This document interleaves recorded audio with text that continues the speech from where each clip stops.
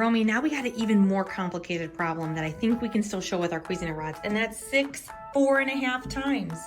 6 times 4.5. We still have our 4 6, and then we need to have a half of a 6. So 6 4 times, and then half of the 6 is a 3. Okay, how do we find out what that is equal to? And then we take our 2 times still, which equals 20.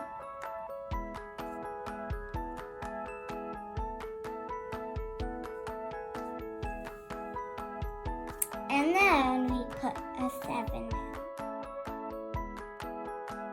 Yes. Oh, I think that makes sense because 6 times 4 is 24. Half of 6 is 3. So 24, 25, 26, 27. All right, can you go ahead and write the answer in there? Great job. All right, Romy's now going to demonstrate how we can do division. So 20 divided by 5, top dog in the house. 20 divided by 5, I like to write it that way, so that the kids know that the fraction bar is a dividing line. We have our 20 at 2 tens. Let's see how much 5s can fit. We know that 5 plus 5 equals 1 10.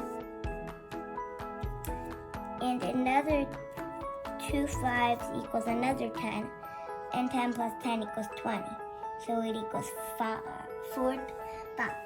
4 5s. Can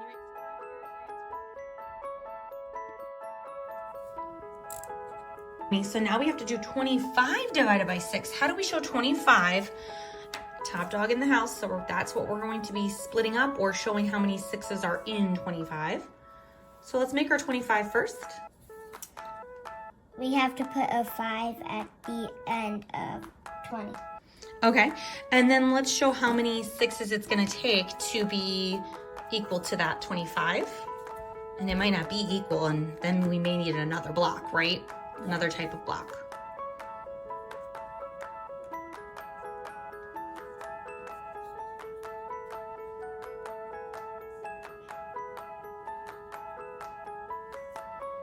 Uh-oh, what do we do? Because it's not lining up correctly.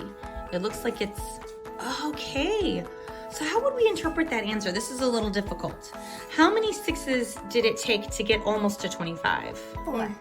4. So let's put a big 4 next to 25 divided by 6, or 25 sixths.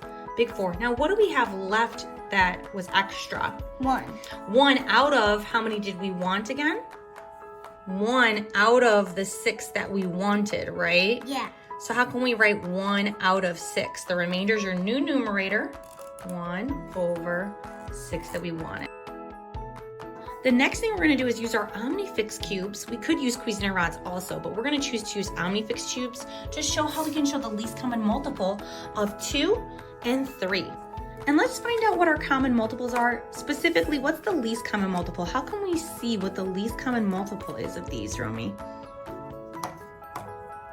Right here. Is this where the color kind of changes at the same time? Yeah. So when we look here, 2 is not a common multiple because the colors aren't changing at the same time. 3 is not a common multiple. 2, 4 is not a common multiple because it goes 3, 6. But look, 6 is a common multiple for both because the colors are alternating, changing at the same exact time. So 2, 4, 6, 3, 6. The least common multiple of 2 and 3 is equal to 6. Can you go ahead and put equal to 6 on there? Great job.